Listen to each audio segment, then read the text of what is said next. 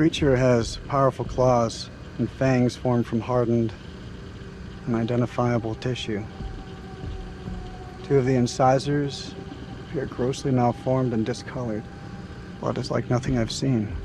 We always like to base our stories in some sort of real-world truth, a piece of folklore or a piece of mythology. With vampires, obviously, there's so much to choose from cultures all the way around the world. So rather than pick one particular legend, we thought it would be fun to create a monster that ties all of those legends together in some way. So we had an idea for a creature that lives underneath the ground and emerges every few years. Our vampire is actually an alien parasite. It invades a host body. The creatures that you see in House of Ashes, the winged demonic creatures, were actually once an intelligent race of cosmic nomads traveling through the stars on this big generation ship. They somehow picked up this alien parasite and it ravaged through their crew, and their ship went out of control and crash landed into prehistoric Earth, where it was buried under the ground in what is now the Zagros Mountains. Being a parasite, this alien slug needs to find a host body, a living body or a recently dead one. Once it invades that body, it grows inside it, killing the host if host is still alive. And its tendrils reach out into the host's brain and hijack its central nervous system, sort of reanimating it. It then goes on the hunt for blood.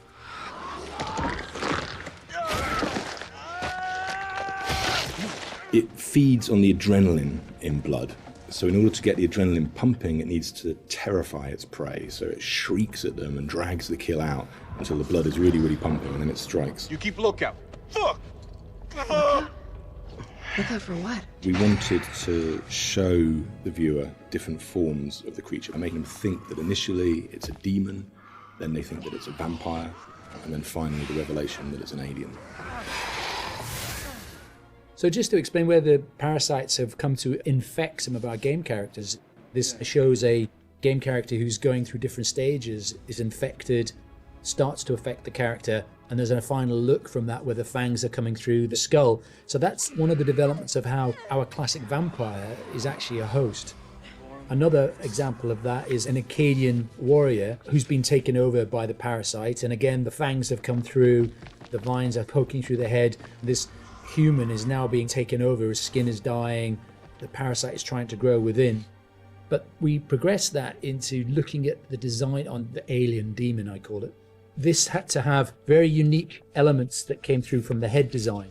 So we've got a very animalistic head here, but also we've got the fangs. These fangs are coming from the parasite that's within, so the fangs are coming through. It's almost deforming the shape of the host. Oh, shit. The fuck happened to your teeth, buddy? We refined that further to what is our final head, where the ear is part of the skull and it flexes open. A bit like a frill lizard, where the frill of the canopy comes out, our head is actually moving apart. And we've got illustrations that show that, where the head is dormant and is concealed, but then as it hears and wants to resonate, the skull expands open. And that then allows the creature to hear and pick up on anything within the environment. What up? With characters, it's always good to base at least some of it on anatomy that we recognise, and that provides a foundation for the vampire. It's bipedal and human in its structure, but we've just changed things, tweaked them, made them a bit more alien. So, for example, the ribs joined together at the sternum to form a rib cage, but we've expanded it out quite a lot, and some of the ribs are fused together to make bony plates. It's just to suggest that it's had a very different evolution from a human. We tried a version with human-style legs, but in the end, we went for a dog-type leg. It just made it more creature-like and more threatening. And we added bird-like talons on the toes, just to give it some natural weapons and make it into a predator. We didn't want to focus too much on bat reference, because we were trying to steer away a bit from the classic bat-like vampire. We did go for 2 sets of bat-like wings. One of the shots in the game is of the vampire jumping down from above, backlit with its wings out in an attack pose. And when we saw that pose, we decided to add an extra set of wings attached at the hip joint. It just really helped that silhouette. The environment is very interesting because they can use not just the floor, They can fly as well. They can walk on the walls, but they've got claws. So imagine something really interesting in a cave where you've got creatures coming towards you, from every angle. I think that visually is something impactful and very interesting to look at, and scary. One of the interesting parts is the finding of those nuances and details that really bring the character to life. How does it move? How does it behave and act? We had motion capture, and then we had the more traditional computer animation keyframing. On the motion capture side, there were a variety of different setups that we tested. We had arm extensions, and then we had various different leg stilts that our creature actor used. But what was apparent when filming this was that it really limited his movement.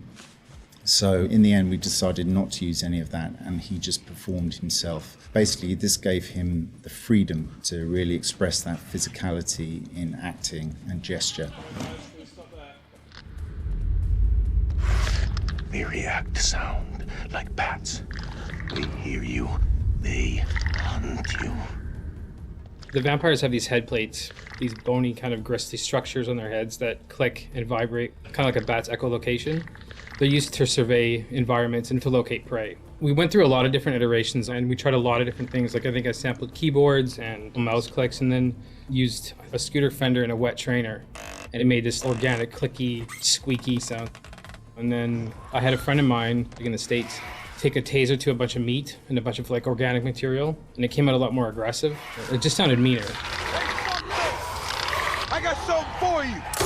And then the biggest thing that we had was this little tiny drum and a rod with fishing line in between it. So when you twisted a rod, it made this clicking and popping sound. So that ended up being one of the main tonal layers for it. But none of them quite fit right. But once we put them all together and like layered them all together on top of each other, then it started to actually work as a holistic, organic thing. Something entirely new to House of Ashes, which is a classic horror movie trope, is the vampire point of view shots, which we use a very wide lens, and we use some perspective distortion on those shots, which helps sell the power and hunger of the vampires as they're chasing the soldiers, and it helps make the soldiers feel very small and very weak.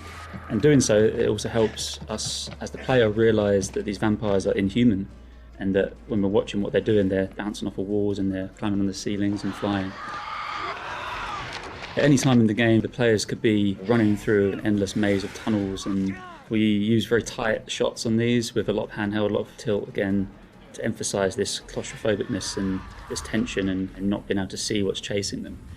And it's in complete contrast then to later on in the game, where we see these grand environments that they uncover, which could be a temple, a city, or things like that, that we have these wide shots that really sit still and just let the player soak in that environment.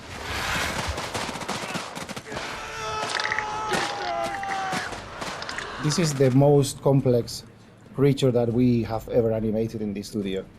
But the challenge is more than a challenge, is the fun to do it, because it's not a real creature. You can push it in a way that you can use your imagination to make it more interesting. We're facing an enemy we know zero about, an enemy of unknown size and their home turf. Sucks to be us.